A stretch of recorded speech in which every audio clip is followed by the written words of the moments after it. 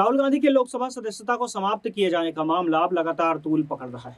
जिस तरह से गुजरात के हाई कोर्ट के द्वारा उनकी लोकसभा की सदस्यता को रद्द किए जाने के फैसले को बरकरार रखा गया है और उनकी याचिका को नकार दिया गया है। इस पूरे के पूरे मामले में अब यह देखा जा रहा है कि राहुल गांधी के पास केवल सुप्रीम कोर्ट का रास्ता बचा हुआ है।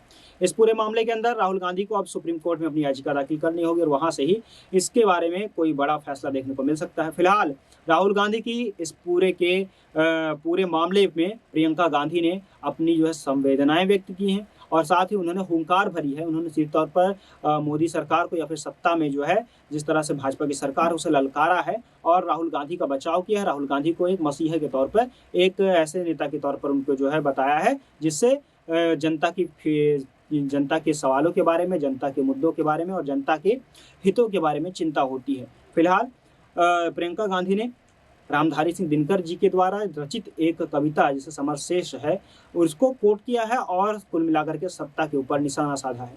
जाहिर तौर पर नरेंद्र मोदी सरकार के ऊपर प्रियंका गांधी बहुत लंबे समय से आरोप लगाती चली आई हैं और इसके साथ ही जिस तरह से रामधारी सिंह दिनकर ने भी बिना सत्ताओं के परवाह किए बिना देश के हित के मुद्दे को उठाया है।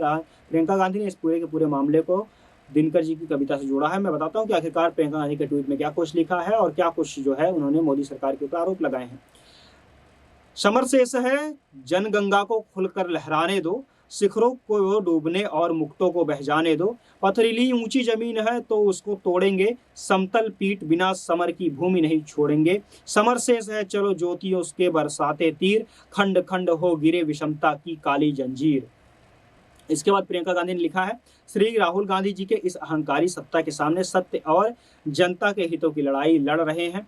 अहंकारी सत्ता चाहती है कि जनता के हितों के सवाल ना उठे। अहंकारी सत्ता चाहती है कि देश के लोगों की जिंदगियों को बेहतर बनाने वाले सवाल ना उठे। अहंकारी सत्ता चाहती है कि उनसे महंगाई पर सवाल ना पूछे जाएं, युवाओं के रोजगार पर कोई बात ना हो, किसानों की भलाई की आवाज ना उठे, महिलाओं को हक की बात ना हो, श्रमिकों के सम्मान कोई सवाल ना उठाया जाए। अहंकारी सत्ता सच को दबाने के हर हथकंडे आजमा रही है।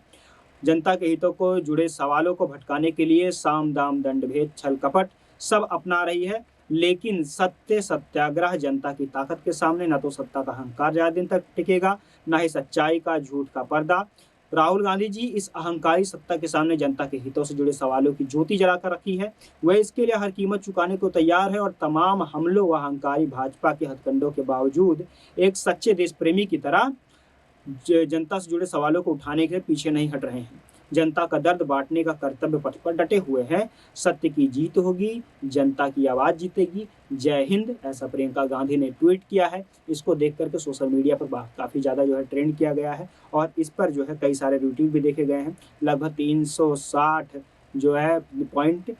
.2K यानी कि लगभग ये 3 लाख 3.5 लाख से ज्यादा इस पर व्यू आ चुके हैं और कुल मिलाकर के इस पर सैकड़ों रिट्वीट देखने गए हैं। लगभग 3,800 से अधिक रिट्वीट देखने को मिले हैं। कुल मिलाकर के अगर देखा जाए तो प्रियंका गांधी ने इस बार हुंकार भरी है कि माना कि राहुल गांधी की सदस्यता के ऊपर कोई राहत नहीं मिली है, लेकिन अब भी उन्होंने दम भरा है कि राहुल गांधी के बाद अगर राहुल गांधी की इस बारे में फैसला सुप्रीम कोर्ट में भी अगर नहीं आता है या सुप्रीम कोर्ट में अगर उनके खिलाफ मामला अभी भी लंबित रहता है तो प्रियंका गांधी सामने से लीड करेंगे। प्रियंका गांधी जाहिर तौर पर दिनकर की कविता के यहाँ साफ तौर पर तंज कसा है मोदी सरकार के ऊपर और इसके अलावा यह भी जताया है कि आने वाले समय में वे एक सक्रिय भूमिका राजनीति में निभा सकती हैं। फिलहाल के लिए इतना ही। हमारी नज़र बड़ी हुई है इस पूरे के पूरे खबर के ऊपर, साथ ही देश और दुनिया की तमाम अन्य खबरों के ऊपर। देश और दुनिया की तमाम खबरों के लिए जरूर रहिए हमारे साथ और देखते रहिए SPN9 न्यूज़। धन्यवाद।